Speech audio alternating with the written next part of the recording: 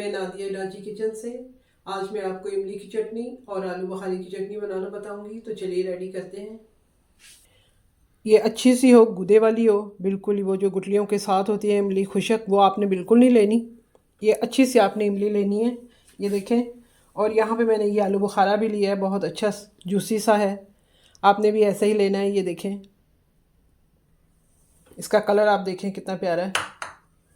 इसके लिए मैंने यहाँ बादाम ले लिए हैं, ये 4 मगज़ लिए हैं, सिरका लिया है, ये हमने चांदी के वर्क लिए हैं। पैन में यहाँ 1 गिलास पानी के साथ हम इसको बॉईल करेंगे।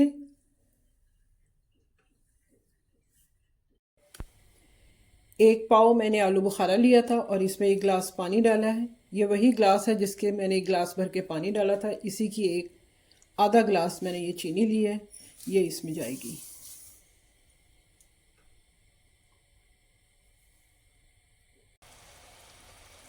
आधा चम्मच लाल मिर्च जाएगी कुटी हुई। आधा चम्मच चाट मसाला जाएगा।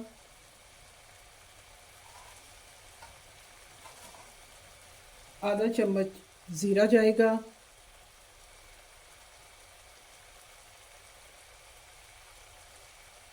आधे से कम चम्मच काली मिर्च का पाउडर।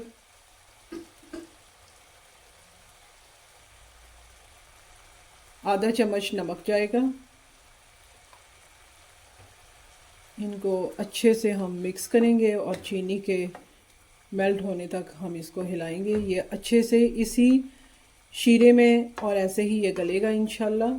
ये पहले ही बहुत सॉफ्ट था हमारा आलू बुखारा। ये अब अभी हमारी ये बन के तैयार हो रही है, तो हम इसमें से थोड़ा सा इसका ये जूस लेंगे और इस चांदी के वर्क में डालेंगे। इसको हम मिक्स करेंगे और फिर हम इस चटनी के अंदर डालते हैं।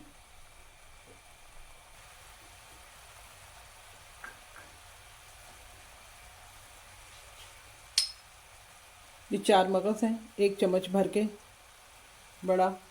और ये बादाम मैंने इनको छिलका उतार के इनके 2-2 पीस करके रखे हुए थे, जो मैंने ये इसमें डाल दिए हैं। ये भी एक बड़ा खाने का चम्मच था भर के।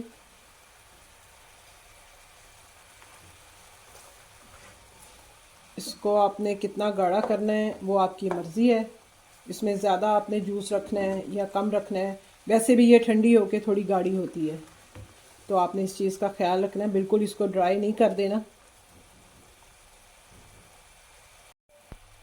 आपने इसको इतना नहीं पकाना कि ये गुठलियों से अलहदा हो जाए इसका गूदा।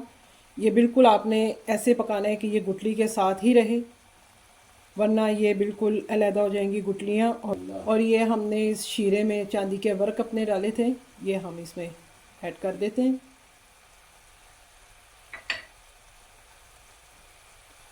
ये इसमें मिक्स हो जाएगा अच्छे से हर तरफ, तो ये बहुत अच्छा लगेगा देखने में भी और खाने में भी। ये देखिए, ये इसका जूस जो है ये गाढ़ा हो चुका है, इसका शीरा। बस ये ठंडा होके मज़ीद गाढ़ा होगा तो हम बस इसको यहाँ पर बंद कर देंगे। ये रेडी हो चुकी है। माशाल्लाह कितनी प्यारी रंगत आई है इसमें।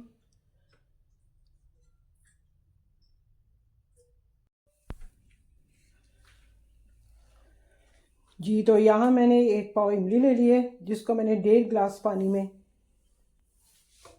भिगो के रखा था। और इसको अब हम पकाएंगे।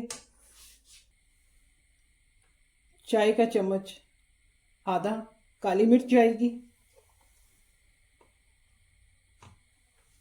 आधा चम्मच कुटी हुई लाल मिर्च जाएगी। आधे से कम चाट मसाला जाएगा। आधा चम्मच नमक जाएगा।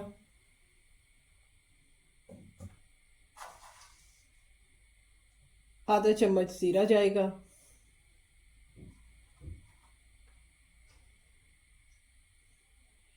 एक चम्मच सिरका जाएगा। जी, तो यहाँ पर हमारी इमली जो है वो अच्छे से गल चुकी है, गाढ़ी भी हो चुकी है।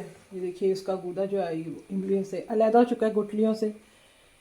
अब हम इसको ठंडा करके तो किसी मोटी छलनी से इसका गूदा निकालेंगे।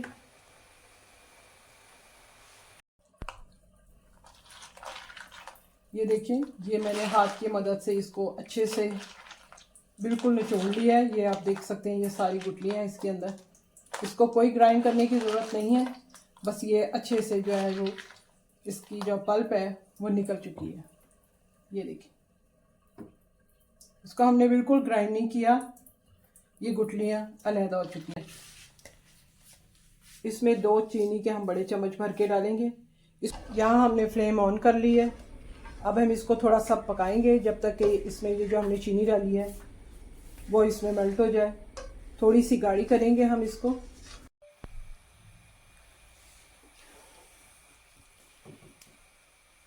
ये माशाल्लाह से गाढ़ी हो चुकी है हमारी। आप मेरे ही तरीके से बनाएंगे चटनी तो बहुत अच्छी बनेगी। ये देखें, ये मैंने मोटी छलनी इस्तेमाल की जिसकी वजह से इसका ये गूदा भी देखें कितना मोटा है। और जो भी मैंने इसमें डाला था वो सब वापस आ गया इसमें। अच्छा, अब ये नहीं कि शुगर वाले मरीज़ जो है वो ये नहीं खा सकते, बस आप इसको बनाइए, मीठा ना डालें तो शुगर के मरीज़ भी इसको इस्तेमाल कर सकते हैं। आप उन्हें भी दीजिए खाने को। अपना भी ख्याल रखिए, अपनी फैमिली का भी ख्याल रखिए।